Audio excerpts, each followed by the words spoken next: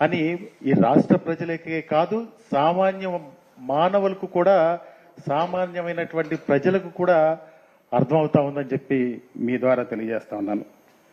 నిజంగా ఈ ప్రభుత్వం ప్రమేయం లేకుండా ఈ సంఘటన జరుగుద్దా? ఎందుకంటే అంత బిజీ ప్రాంతంలో, బందర్ రోడ్లో, ఆ పెద్ద స్వరాజ్య మైదానంలో ఈ ప్రభుత్వం యొక్క పాత్ర లేకుండా ఈ దాడి జరుగుద్దా అని చెప్పి నేను మీ ద్వారా అడుగుతా ఉన్నా. రాష్ట్ర ప్రభుత్వం వైఖరి ఏ విధంగా ఉందంటే ద్వంద్వ వైఖరి కూడా కాదు, గంటకి ఒక మాట చెప్తా ఉన్నారు. ఏ విధంగా చెప్తా ఉన్నారంటే, ఒకసారి చెప్తారు జగన్ గారంటే పడని దళితులు చేశారని చెప్పి చెప్తారు. జగన్ గారంటే పడని దళితులు ఎవరు ఈ రాష్ట్రంలో లేరని చెప్పి ఈ సందర్భంగా మీ ద్వారా తెలియజేసుకుంటా ఉన్నాం. అదేవిధంగా ఏపీఐఏసీ నుంచి ఇంజనీర్లు వచ్చి చేశారని ఒకసారి చెప్తారు. ఒకసారి వాళ్ళ ఇష్టం, ప్రభుత్వానికి ఏం తోస్తే ఆ విషయాలన్నీ కూడా చెప్పే పరిస్థితులన్నీ కనపడతా ఉన్నాయి. ఎవరో చీకట్లో అగంతకులు వచ్చి చేశారని చెప్పి చెప్తారు.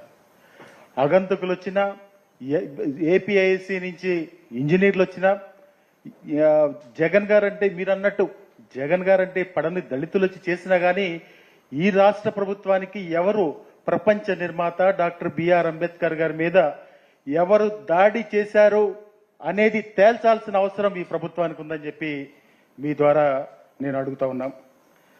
ఎందుకంటే ఎక్కడో మూలం లేదు, ఎక్కడో అనకాపల్లి పక్కన చిన్న పల్లెటూరులోనో, లేకపోతే ఇటెక్కడ రాయలసీమలో చిన్న పల్లెటూరులోనో ఎక్కడ అంబేద్కర్ శృతివనం లేదు.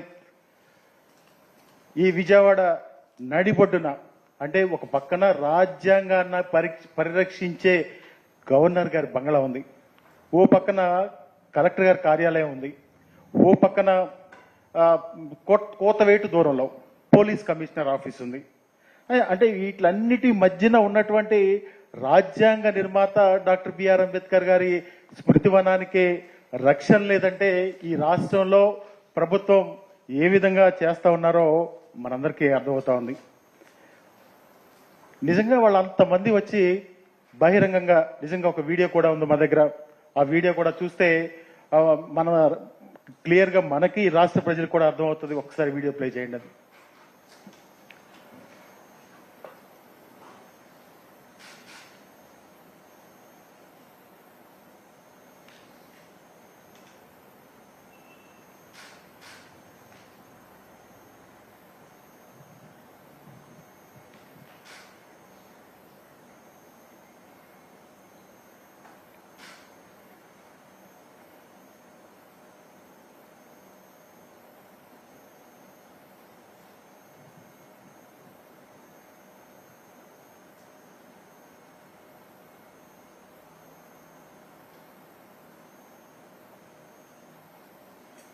నిజంగా వాళ్ళంతమంది వచ్చి విధ్వంసం చేస్తా ఉంటే మరి ఎవరు చూడలేదా, లేకపోతే ఈ ప్రభుత్వానికి కనిపించట్లేదా, లేకపోతే ప్రభుత్వం ఏం చేస్తుందో ఒక్కసారి అందరూ కూడా ఆలోచించాల్సిన అవసరం ఉందని చెప్పి కూడా మనం చేస్తా ఉన్నా.